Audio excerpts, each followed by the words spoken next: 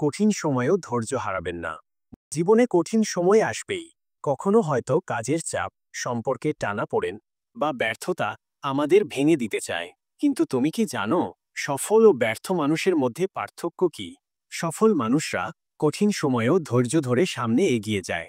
ব্যর্থ মানুষরা হতাশ হয়ে হাল ছেড়ে দেয়। তাই আজ আমরা জানব কঠিন সময় কিভাবে সামাল দেওয়া যায় এবং কিভাবে ধৈর্য ধরে সামনে এগিয়ে যেতে হয়। ১. কঠিন সময়কে স্বাভাবিকভাবে নিন। সবাই চায় জীবন যেন সবসময় ভালো থাকে, কিন্তু বাস্তবতা হলো জীবনে উত্থান পতন আসবেই। জীবনের প্রতিটি সফল মানুষই কঠিন সময়ের মধ্যে দিয়ে গেছে। বড় কিছু অর্জন করতে হলে আমাদের ধৈর্য ধরতে হবে। উদাহরণ, অ্যাপল প্রতিষ্ঠাতা স্টিভ জবসকে তার নিজের কোম্পানি থেকে বের করে দেওয়া হয়েছিল, কিন্তু সে হাল ছাড়েনি, বরং ধৈর্য ধরে ফিরে এসেছিল এবং বিশ্বকে চমকে দিয়েছিল।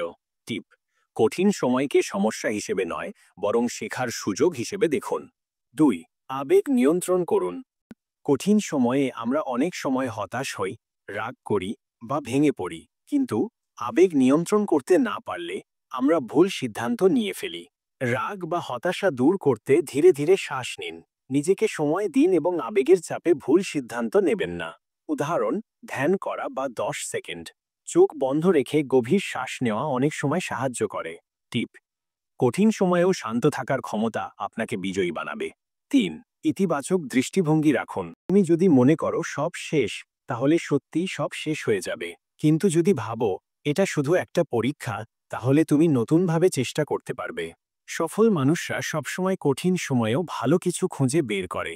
নেতিবাচক চিন্তা বাদ দিয়ে ইতিবাচক মনোভাব রাখলে কঠিন পরিস্থিতি সহজ হয়ে যায়। উদাহরণ, ক্রিকেটে কোনো ব্যাটসম্যান যদি প্রথমে ভালো না খেলে, সে যদি হাল না ছেড়ে ইতিবাচক থাকে, তাহলে একসময় ভালো ইনিংস খেলতে পারে। টিপ: সবকিছুতে ভালো দিক খুঁজে নেওয়ার অভ্যাস করুন। ৪. কঠিন সময়েও পরিকল্পনা করুন।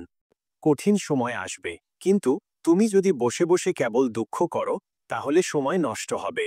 বরং নতুন পরিকল্পনা করো। সমস্যা বিশ্লেষণ করো, কেন এটি ঘটল, সমাধান খোঁজার চেষ্টা করো। ভবিষ্যতে কিভাবে এই সমস্যার মুখোমুখি হবে সেটার পরিকল্পনা করো। উদাহরণ, একজন ব্যবসায়ী ক্ষতির মুখে পড়লে সে নতুন কৌশল নিয়ে আবার শুরু করতে পারে।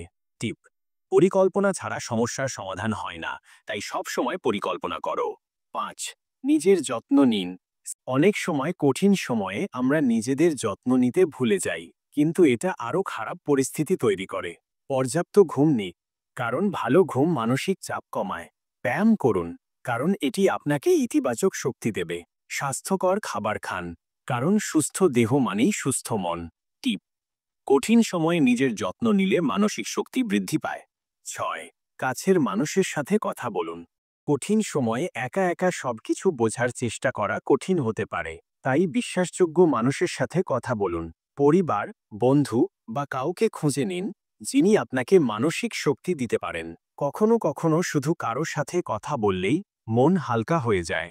উদাহরণ, একজন ছাত্র পড়াশোনায় চাপ অনুভব করলে তার পরিবারের সাথে কথা বললে হয়তো সে মানসিক শান্তি পাবে। টিপ: ভালো মানুষের সাথে কথা বললে কঠিন পরিস্থিতিও সহজ হয়ে যায়। ৭. কখনো হাল ছেড়ো না। শেষ পর্যন্ত একটাই কথা, কখনোই হাল ছেড়ো না। জীবনে কঠিন সময় আসবে, কিন্তু তুমি যদি লড়াই চালিয়ে যাও, তাহলে সফল হবেই। ধৈর্য হারিয়ে ফেললে সুযোগও হারিয়ে ফেলবে। উদাহরণ, যে কে রাউলিং প্রথমে ১২টি প্রকাশক দ্বারা প্রত্যাখ্যাত হয়েছিলেন, কিন্তু তিনি হাল না ছেড়ে হ্যারি পটার সিরিজ লিখে বিশ্বজয় করেছেন। টিপ: সফল হতে হলে লেগে থাকাটা সবচেয়ে গুরুত্বপূর্ণ। শেষ কথা, এখন তুমি জানো কঠিন সময়েও ধৈর্য ধরে সামনে এগিয়ে যাওয়ার ৭টি উপায়। কঠিন সময়কে স্বাভাবিকভাবে নিন, আবেগ নিয়ন্ত্রণ করুন, ইতিবাচক দৃষ্টিভঙ্গি রাখুন, পরিকল্পনা করুন, নিজের যত্ন নিন, কাছের মানুষের সাথে কথা বলুন, কখনো হাল ছেড়ো না। যদি তুমি সত্যিই কঠিন সময় পার করতে চাও, তাহলে আজ থেকেই এই ধাপগুলো অনুসরণ করো। তুমি পারবে। ধৈর্য হারাবেন না, আপনি পারবেন।